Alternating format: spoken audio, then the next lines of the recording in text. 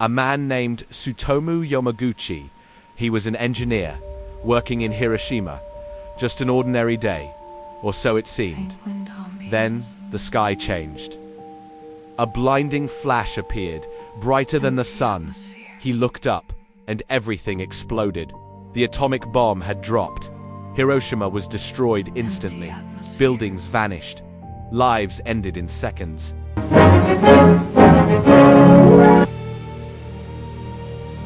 Fire consumed the city, chaos everywhere.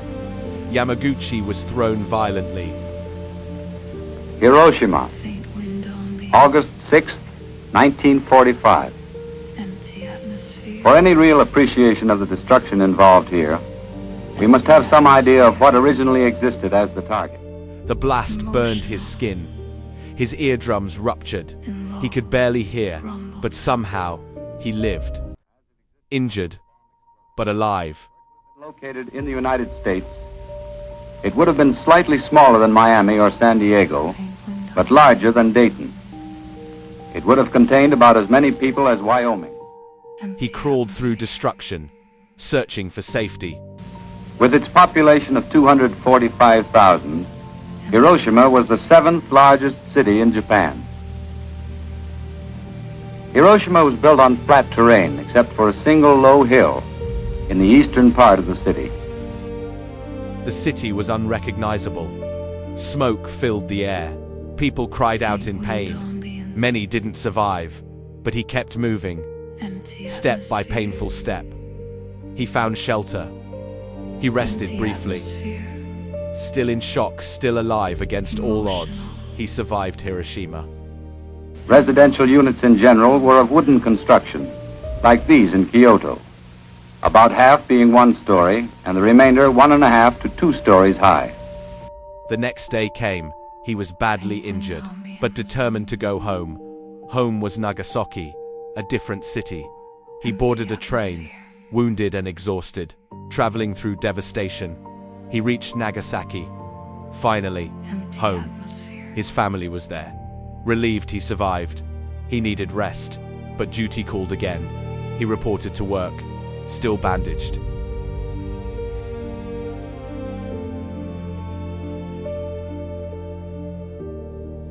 Faint wind ambience, empty atmosphere,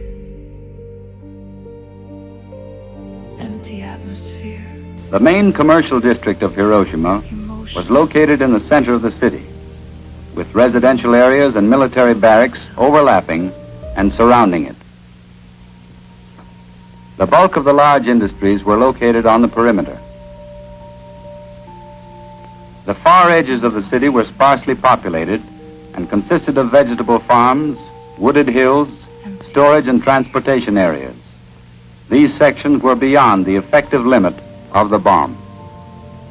Empty atmosphere. 4 square miles in the center of the city contained 3/4 of the total inhabitants. Here, the population density per square mile was slightly greater than Brooklyn, New York.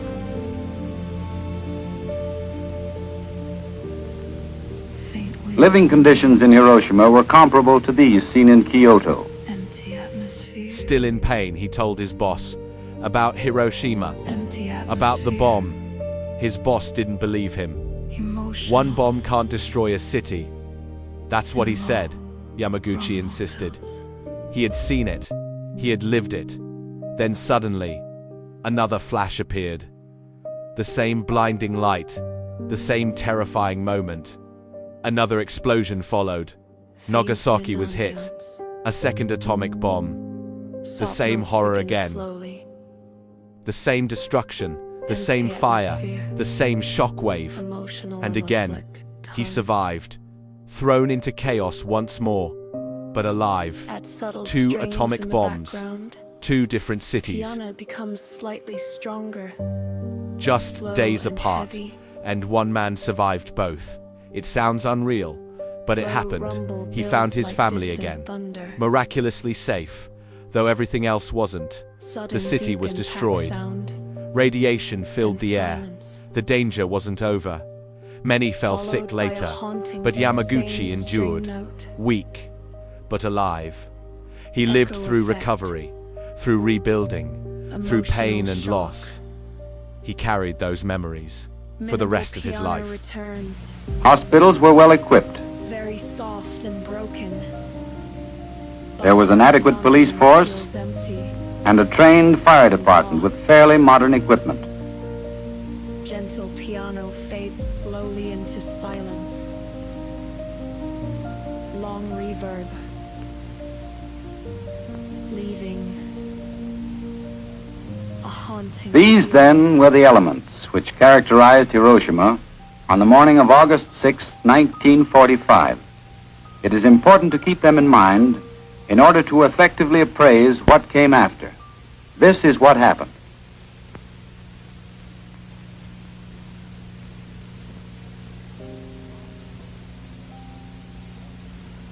The bomb exploded in the air some distance above this point on the ground, which we shall call Ground Zero. Spelt notes begin slowly. The extent of material damage can be illustrated by superimposing the same area over Washington, D.C., where we can well imagine the effect of a similar bomb on the normal political, military, and economic functions of the capital. Becomes slightly stronger, slow and heavy. The atomic explosion achieved its results at Hiroshima by the release of energy in three forms: blast, Sudden deep heat, impact sound and radiation.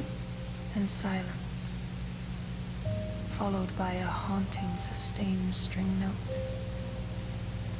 Echo effect. Blast, as from a high explosive bomb, caused severe damage over the entire area within a radius of 1.5 miles of Ground Zero. Piano returns, very soft and broken. Radiation, as from X-rays or radium, ultimately caused the death of almost everyone who was fully exposed up to 1/2 mile from Ground Zero. Gentle piano fades slowly into silence.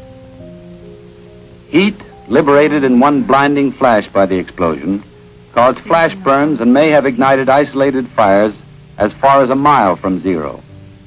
Blistering of roof tile occurred up to 4,000 feet. But the majority of initial fires in buildings originated from secondary sources, such as short circuits and kitchen charcoal fires when buildings were collapsed by blast. These hundreds of fires burning simultaneously resulted in a firestorm, the combined heat of the multiple conflagrations eventually drawing air into the vortex at a velocity of 30 to 40 miles an hour. Empty atmosphere. The firestorm almost completely burned out the 4.5 square mile center of the city, an area which had already been severely damaged by blast. Empty atmosphere. In this area, 50 buildings of reinforced concrete remained standing. All of these suffered some degree of blast damage, Low rumble. and all except a dozen were gutted by the fires which spread from surrounding wood buildings.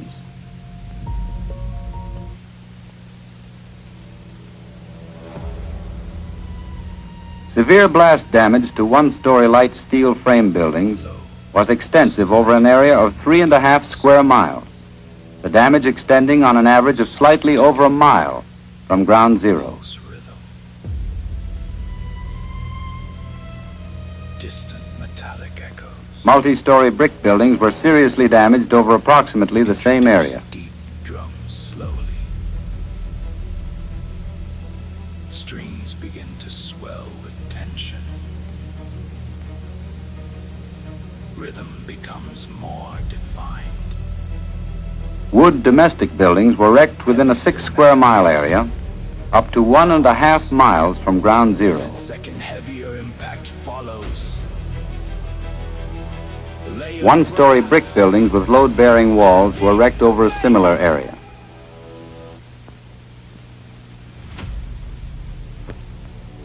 Damage to machinery depended upon the construction of the buildings in which it was housed. Begins.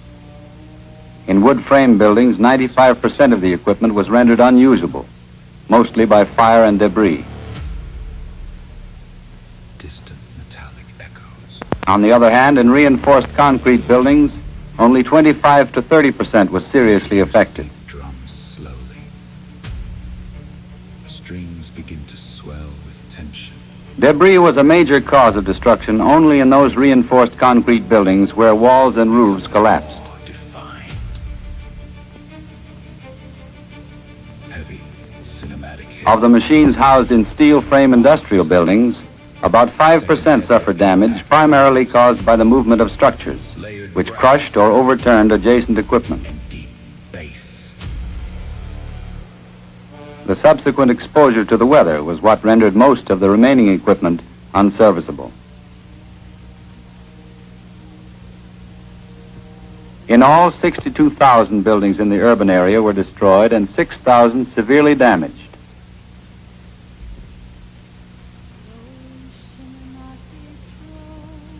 Street pavements were not directly affected by the bomb, but the thoroughfares themselves were unnegotiable because of enormous amounts of debris.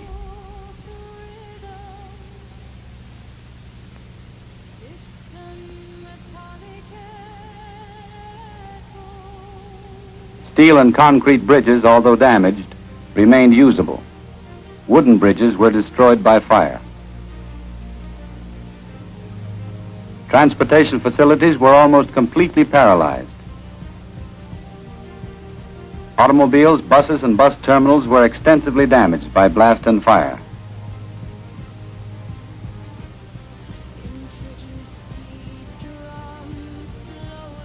Streetcars were burned out. But railroad rolling stock losses were generally light because of their location at the perimeter of the bomb's range. Through service was resumed 2 days after the attack.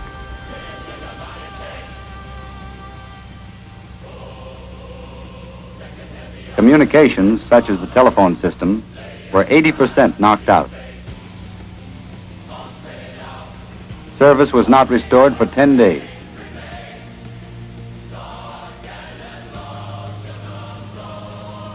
The water reservoir, 2 miles from the blast center, made of reinforced concrete and earth covered, was undamaged.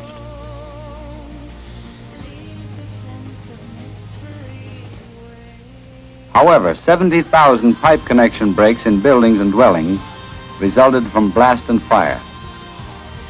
No subsurface pipes were crushed, and no leaks in these pipes were caused directly by blast, though several underground failures resulted from falling debris.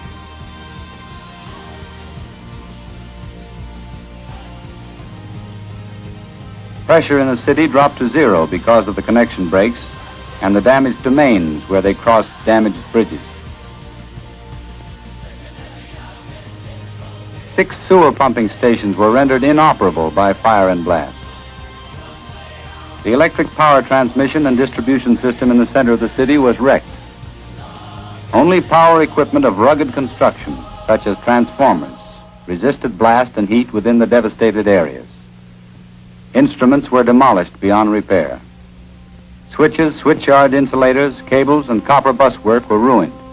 And yet electric power from the general network was available in most of the surviving parts of the city within 24 hours.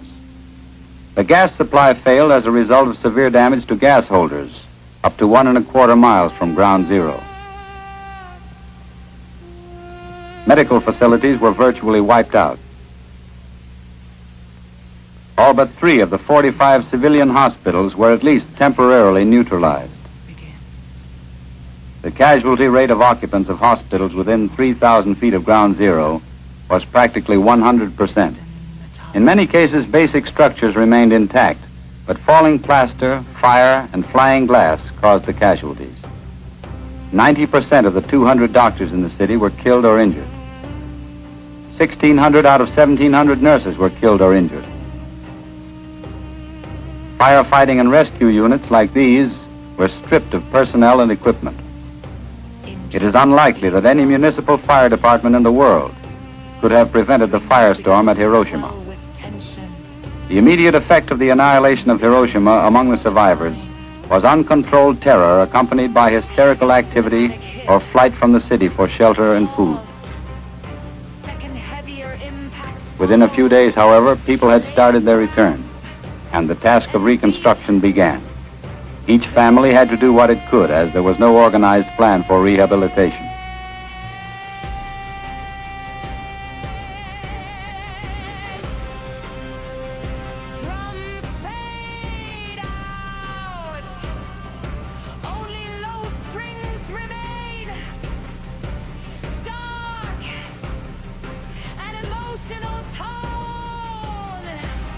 At Nagasaki, the destructive capacity of the bomb used was greater than that at Hiroshima, but the actual area razed was smaller because of the terrain and the point of fall of the bomb.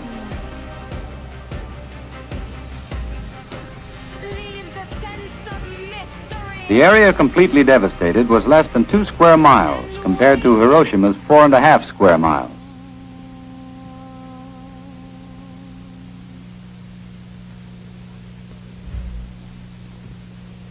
Multi-story reinforced concrete buildings, however, were structurally damaged over a wider area than at Hiroshima. This was partly because of the greater power of the bomb, and partly because buildings of this type, mostly schools and hospitals, were not as strongly constructed as comparable office and commercial buildings at Hiroshima.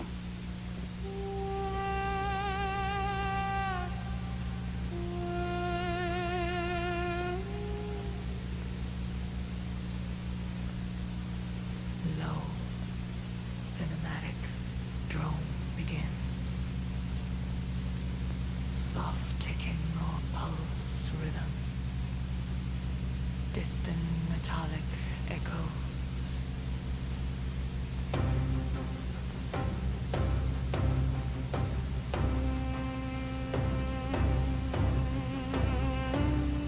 Destruction to factories was greater at Nagasaki because of the city's position as an armament center and because of the location of these plants nearer the blast center. Introduce deep drums slowly. Strings begin to swell with tension. Steel frame industrial buildings were stripped of their sheet metal cover. The frames were generally pushed over en masse by the force of the blast. Pause. Second heavier impact follows. Layered brass and deep. The 3 Mitsubishi firms, together with the dockyards, were responsible for 90% of the industrial output of the city. They were all hard hit. The steel works would have required a year to get back into substantial production. Only low strings remain. Dark. The electric works, on the other hand, could have resumed production at a reduced rate within 2 months. It could have reached capacity within 6.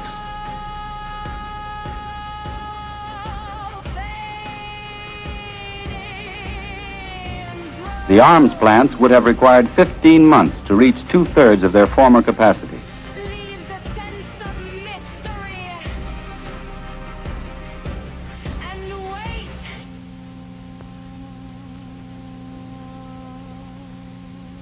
Transportation, too, suffered heavily. There were only 3 survivors out of 115 employees of the streetcar company. Even after 2 months, there were no cars running. The railroad was also severely crippled. Wood ties were fired up to 7,000 feet. Rails buckled and bridges were damaged. Stations were completely destroyed. The electric power transmission and distribution systems were wrecked.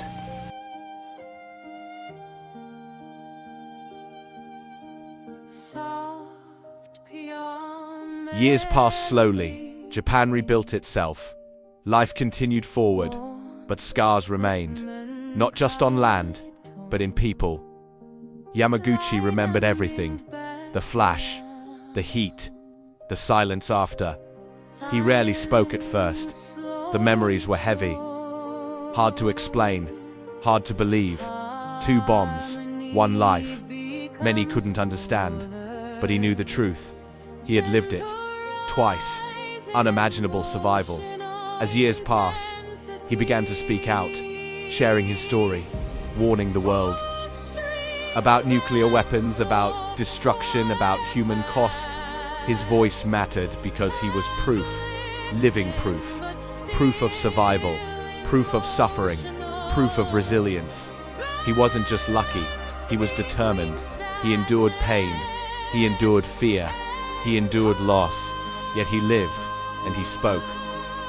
Decades went by. He grew older, but his story remained powerful. The world listened. Slowly, more people knew about the man who survived twice, Hiroshima and Nagasaki. A rare truth. Almost unbelievable. Scientists studied survivors. Doctors tracked effects. Radiation was dangerous. Many suffered later. But Yamaguchi lived long, much longer than expected. He reached old age, still telling his story, still standing strong, still remembered. His life became history. His story became legend. But it was real. Completely real. No exaggeration. No fiction. Just truth. Hard truth. Unbelievable truth. Documented truth. He lived to 93, a full life.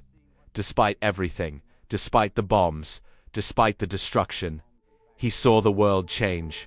From war to peace, from ruin to rebuilding, from silence to storytelling. He carried history, not in books, but in memory, in scars, in survival. Few can relate, fewer can understand, but his story remains. To remind us, to warn us, to teach us. One man, 2 atomic bombs, 2 survivals, 1 lifetime of memory. It still feels unreal, but it happened, and it was recorded, and he lived it. Twice. What do you think? Was it luck, fate, or something more? Subscribe, like, hit the bell, and follow for more and interesting stories like this on Believe It or Not.